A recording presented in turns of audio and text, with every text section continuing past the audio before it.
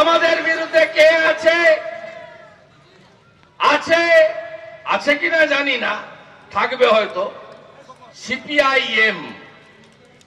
এ পার্টিটার এত দুর্দশা, বিধানসভার পরে এই প্রথম এই পার্টিটার কোন এমএলএ পশ্চিমবঙ্গ বিধানসভায় নেই। ত্রিপুরাতে উঠে গেছে, ত্রিপুরা মথা এখন প্রধান বিরোধী দল, সেখান থেকে উঠে গেছে। আর কেরালায় টিম টিম টিম টিম করে চলছে, একটা দুটো তিনটে সিট পাবে কিনা তারও ঠিক নেই। সিপিএম এর আবার বিচিত্র চরিত্র, অধিকাংশ পুরনো বামপন্থী আমাদের সঙ্গে চলে এসেছে। কেন এসেছে? তারা বুঝেছেন যে সিপিএম কে দ্বারাই চোর, হারমাদদের পার্টি, অত্যাচারী, ভোট লুটেরা পার্টি, তৃণমূলকে সরানো যাবে না। সরাতে যদি কেউ পারে, ভারতীয় জনতা পার্টি পারবে। তাই আপনারা অনেকে চলে এসেছেন, কিন্তু এরা এখনো no vote to BJP, no vote to Modi চালিয়েই যাচ্ছে। এদের ছোট ছোট নেতারা মীনাক্ষী বোন, শতরূপ, সায়ন, এরা সব গলার শিরা ফুলিয়ে ফেলে, চোর চোর ধরো, জেল ভরো, তৃণমূলকে তাড়াতে হবে, ইত্যাদি ইত্যাদি, পিসি ভাইপোর গ্রেপ্তার চাই। কিন্তু এদের যারা কাকা আর জ্যাঠা, সেই কাকা আর জ্যাঠা মানে সীতারাম কাকা বা সীতারাম জ্যাঠা, এরা চোর ভাইপো আর ডাকাত পিসির সঙ্গে পাটনা, বাঙ্গালোর, মুম্বাই, দিল্লিতে ইটিং ফিটিং সিটিং সব করে।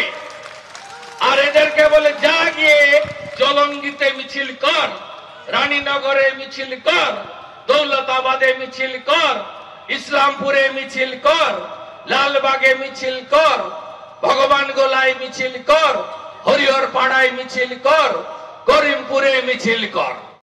শুনছি এর আগে ভোটে জেতার জন্য চন্দ্রমিত্র খাওয়া উত্তর কলকাতায় মোহাম্মদ সেলিম সাহেব এমপি ছিলেন। ভোটে জেতার জন্য চন্দ্রমিত্র খেয়েছিলেন।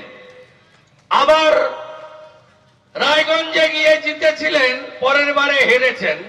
শুনছি নাকি সেলিম সাহেব এখানে দাঁড়াবেন। ওখানে ভোট দেওয়া মানে তৃণমূলের হাত শক্তিশালী করা। আর বাকি কে থাকলো? সাইনবোর্ড কংগ্রেস। এবারে আমি আপনাদের বলে যাচ্ছি, মুর্শিদাবাদ লোকসভায় কি করবেন আপনারা জনগণ ঠিক করবেন। আমি আবেদন করতে পারি যে আমার সতীর্থ গৌরী ঘোষকে জেতান, দুজন একসঙ্গে মিলে কেন্দ্রের কাজগুলো আনবো। আর তারপরে ডবল ইঞ্জিন সরকার এই রাজ্যে হবে। এখানকার মানুষের দুঃখ দুর্দশা আমরা পূরণ করব। কারণ আপনারা জানেন এই মাঠটা আমার হাতের তালুর মতো। এখানে তৃণমূল বলে কিছু ছিল না।